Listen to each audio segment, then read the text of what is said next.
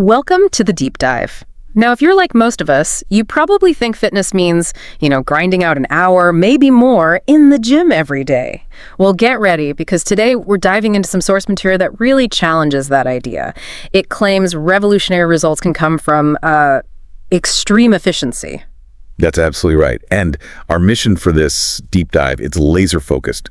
We're here to pull out the actual science, not just the marketing hype, behind what these sources are calling 3-minute core transformation. Really need to figure out, is this a genuine high leverage strategy or, just another fitness fantasy? Okay, yeah, let's definitely unpack this. I mean, the core claim itself is pretty radical. 3 minutes of the right kind of work could be way more powerful than a whole hour of just wasted, unfocused effort. It sounds almost too good to be true. Where's the technical leverage here? Right. The leverage isn't magic. It comes from maximizing something called time under tension, TUT, and really creating a significant metabolic disturbance. It's an engineered strategy.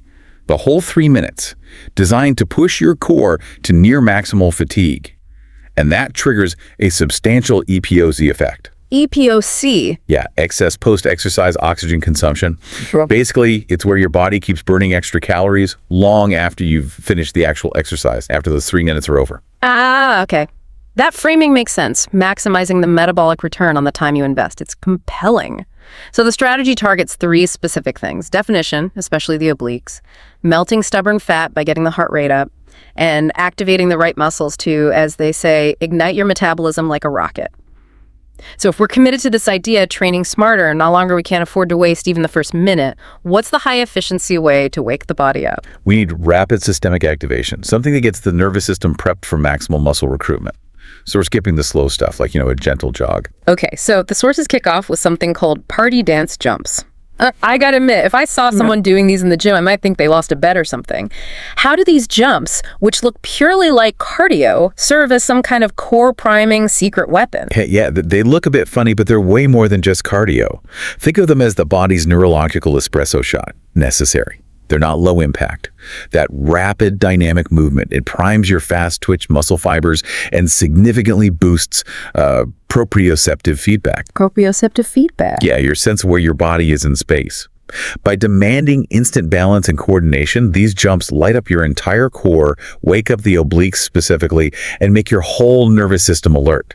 It basically ensures your body's working together as a cohesive unit right from the get-go. Makes every following move much more effective. Got it. So you're intentionally flooding the system with sensory input to get maximum recruitment later. That definitely elevates the jumps from just silly to, scientific. Okay, moving past that initial shock, the sources move quickly to standing side crunches. Now, I've heard people dismiss these as too simple. That simplicity is really deceptive, and the source material is clear. Done correctly, these standing crunches deliver results for the obliques that most expensive gym machines just can't match. It's a perfect example of precision over machinery.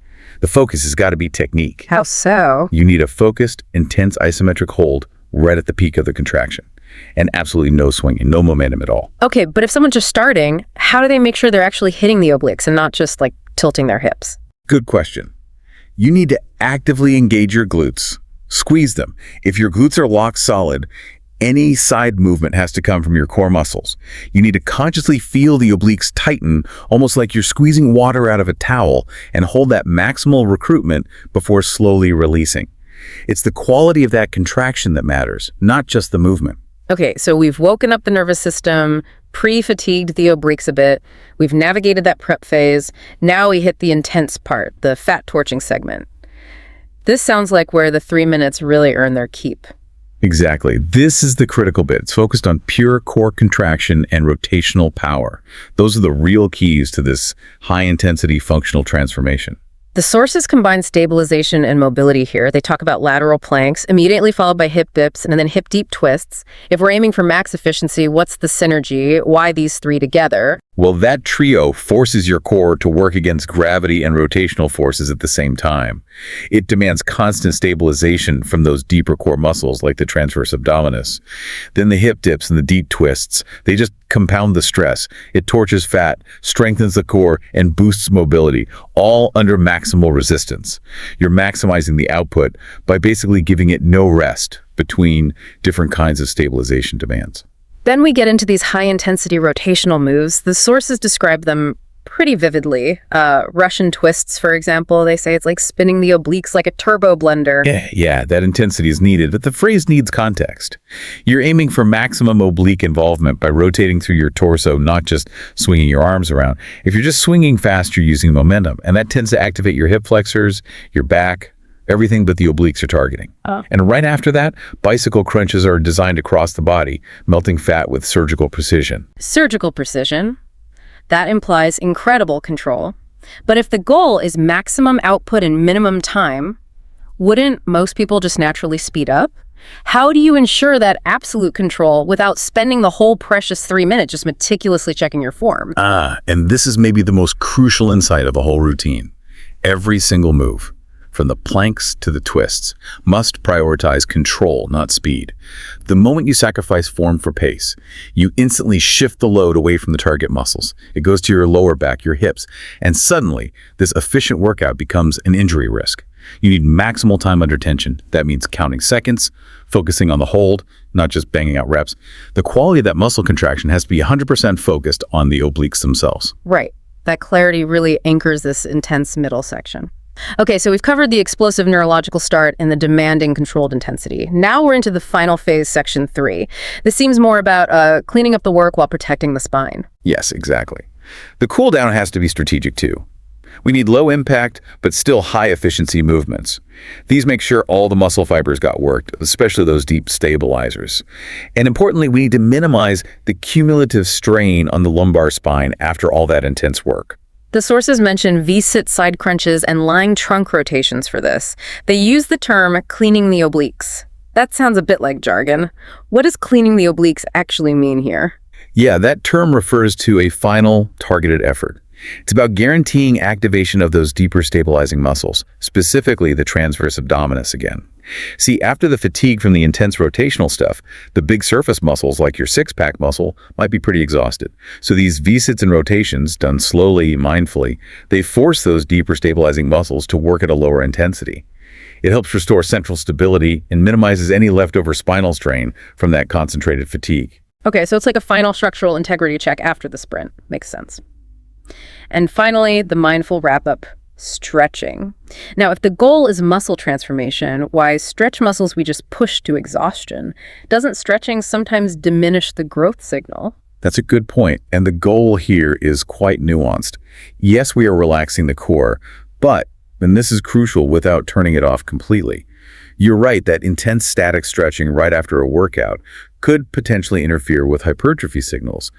But the mindful stretching described here is more about improving circulation. That's essential. It speeds up nutrient delivery to those tired muscles and helps clear out metabolic waste products faster. That reduces soreness and helps prevent injuries that can come from severe tightness or, contraction fatigue. Okay, so the 3 minutes of metabolic fire are done. But we know transformation doesn't just happen in a vacuum. The sources immediately pivot here, saying this hyper-efficient routine only works when paired with other critical holistic strategies. We need the rest of the formula. Absolutely. Think of the exercises as the match lighting the fire. But if you don't provide the right environment, the right fuel, the right recovery, that fire just fizzles out fast. Right. Let's talk sleep then. The sources call it the ninja strategy, which is pretty dramatic. Why is proper rest elevated to such a high strategic level? It's more than just feeling rested, isn't it? Oh, much more. Because the biggest threat to any high-intensity fat-burning program is hormonal sabotage. And sleep is fundamentally metabolic and hormonal. When you're sleep deprived, your body ramps up production of the hunger hormone, ghrelin, and dials down the satiety hormone, leptin. So it makes sticking to a calorie deficit way harder. Exactly. Nearly impossible for most people. Plus, deep sleep is prime time for your body to release growth hormone. That directly supports muscle repair, speeds up fat burning, and keeps your metabolism firing optimally long after the workout. If you neglect sleep, you're actively undermining the very metabolic gains you just fought so hard for in those 3 minutes. That connection is stark. Lack of sleep doesn't just make you tired, it makes you metabolically hungry and slows repair. Okay, now let's talk fuel. We've got this high-octane engine. We need the right gas. The sources outline a very specific nutritional pairing needed to actually see results. Yes, you need to sustain that state of fat mobilization you created and provide the protein needed for muscle repair. The sources mandate pairing the routine with a daily 500-600 calorie deficit. This forces the body to tap into its stored fat reserves for energy. And what about specifically post-workout? Is there guidance there? Yes, that meal is strategic. You need easily digestible protein combined with complex carbohydrates. That helps replenish the glycogen stores you burned during the high-intensity work. The sources give clear examples, something like chicken with brown rice, lean protein, slow-releasing carbs, or sweet potatoes with eggs. That's great for complex carbs plus high-quality protein and some essential fats. It fuels the repair process and helps stabilize your energy levels, preventing those post-workout cravings. Okay, this really brings us to the synthesis point then. The sources aren't claiming these 3 minutes replace all other exercise. They're arguing that these short, super functional bursts, because they're rooted in controlling time under tension and maximizing that EPOC effect, they can create a defined functional body when you combine them with strategic rest and the right fuel. Exactly. And it really raises an important question for anyone maybe spending hours in the gym doing, let's say, less focused work. Why engage in potentially hours of unfocused, submaximal effort when this kind of high-intensity, controlled functional training, combined with the non-negotiable sleep for metabolic regulation, targeted nutrition offers such a precise path, a path towards a stronger, more defined, and truly functional body? It's really about respecting the science of efficiency. This has been a really fascinating deep dive into that efficiency. We've hit on why duration might be secondary to intensity, how those party dance jumps actually serve a critical neurological function, the intense focus needed for rotational control, and yeah, that non-negotiable role of sleep as a metabolic ninja strategy. Right. And the core takeaway really remains that transformation demands control, precision, and sticking to the whole strategy. It's as much about the focused contraction you maintain during those intense 180 seconds as it is about the supportive environment you build for your body during the other 23 hours and 57 minutes. So for you listening, maybe the encouragement is just to take that first step. Try just 1 or 2 of those preparatory moves today. Feel that neurological activation the expert mentioned, and understand that maybe the path to saying goodbye to stubborn fat requires just 3 minutes of absolute focus, not necessarily 60 minutes of distraction. And maybe here's a final thought to chew on. If the goal in the exercise itself is control, not speed, how could applying that same principle, control over acceleration, to your sleep schedule maximize your metabolic return? Think less about just rushing through your day hoping for rest later, and more about controlling your sleep environment, your timing, with the same kind of precision you'd apply to holding a V-sit crunch. That could be key to truly maximizing your body's recovery and its fat-burning cycle.